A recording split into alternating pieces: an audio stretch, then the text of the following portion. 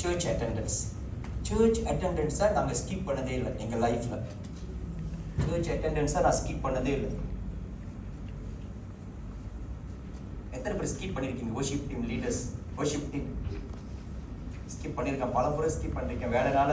பல இப்போ உள்ள காலத்தில் எப்படி இருக்குன்னா, ராத்திரி வரைக்கும் கண்ணை முடிச்சுட்டு காலையில் சபைக்கு வர்றதுக்கு சோம்பேறி.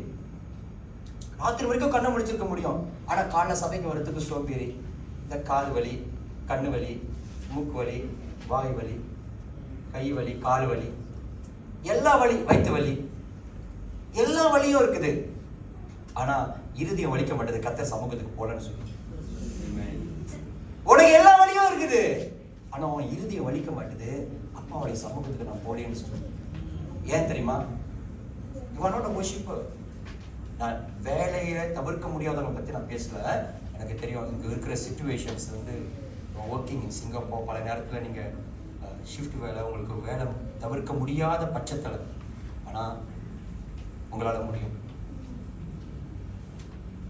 சும்மானாலும் வேண்மினிக்கு பர்பஸ்லி ஸ்கிப் பண்ணி போணுமா, நிறைய காரியத்தை நம்மளுடைய லைஃப்ல அடைய முடியாது. நான் சொல்றேன், நான் எங்க அப்பா எங்களுக்கு எப்பயுமே சொல்லி கொடுத்து வளர்க்கறது வந்து, சபைக்கு போனோம், கரெக்டா கடவுளுக்கு ஊழியம் செய்யணும், ஊழியத்தில் தவறக்கூடாது. ஒரு நாள் வந்துச்சு, என்னுடைய அம்மா இறந்தாங்க. எங்க அம்மா இறந்தது ஃப்ரைடே, சண்டே வந்து ஃபினரல் சர்வீஸ், வீட்டில் தான் ஃபினரல் சர்வீஸ். அப்போ நானும் என் மனைவி என் தம்பி காலையில் கிளம்பிட்டோம் சர்ச்சுக்கு. ஃபினரல் சர்வீஸ் வீட்டில் நடக்க போகுது. ஸோ நாங்கள் கிளம்பிட்டு நான் தான் அந்த அன்னைக்கு வர்ஷிப். நான் போயிட்டு நான் வர்ஷிப்லாம் முடிச்சுட்டு ஆராதனை முடிச்சுட்டு வீட்டுக்கு வரேன். என்னோட சொந்தக்காரங்களும் உட்காந்துருக்குறாங்க, சர்ச்சுக்கு வர சொந்தக்காரங்களும் வீட்டில் உட்காந்துருக்குறாங்க. ஏன் நீங்கள் சர்ச்சுக்கு வரலன்னு கேட்டேன். அத்தை இறந்துட்டாங்களே, எங்கள் பாட்டி இறந்துட்டாங்களே, எங்கள் அண்ணி இறந்துட்டாங்களே.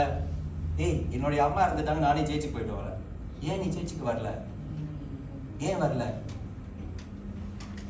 ரீசன் கொடுக்கிறது, காரணங்கள் நீங்க காண்பிக்க நான் சொல்லிட்டா, நீங்க ரீசன்ஸ் நிறைய கொடுத்தீங்கன்னா, காரணத்தை நிறைய கொடுக்க உங்க வாழ்க்கையோடைய டெஸ்டினியை லாஸ் பண்ணிருக்கீங்க.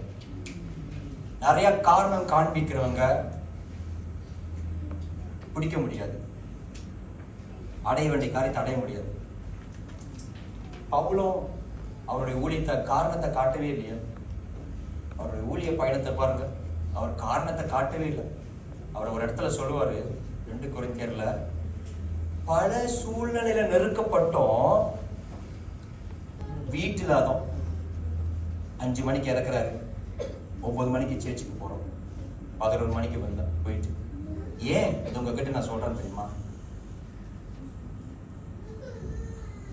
ஃபேத் வளர்ந்துருக்குது, அதனால எல்லா நிலையிலும் ஃபேத்ஃபுல்லா இருக்க முடியும். காரணத்தை காட்டாதீங்க, காரணத்தை காட்டி ஆண்டவருக்காக ஊழியம் செய்யாதீங்க.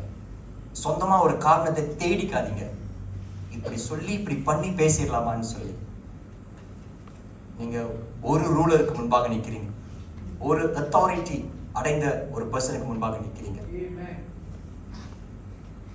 ஸோ தயவு செய்து நான் உங்களை என்கரேஜ் பண்றேன், எவ்வளவுக்கு வேர்ட்ல ஃபீல் பண்றீங்களோ அவளுக்கு வர்ஷிப் லைஃப் ஸ்டைல். நீங்க சொல்லவே வேணாங்க, ஆழ்ந்த பார்க்க முடியும் உங்க வாழ்க்கை. நீங்க காட்ட வேணாம், நீ பாருங்க நான் இப்படி வளர்ந்துருக்கேன்னு சொல்லி. நான் உம்மை நேசிக்கிறேன்.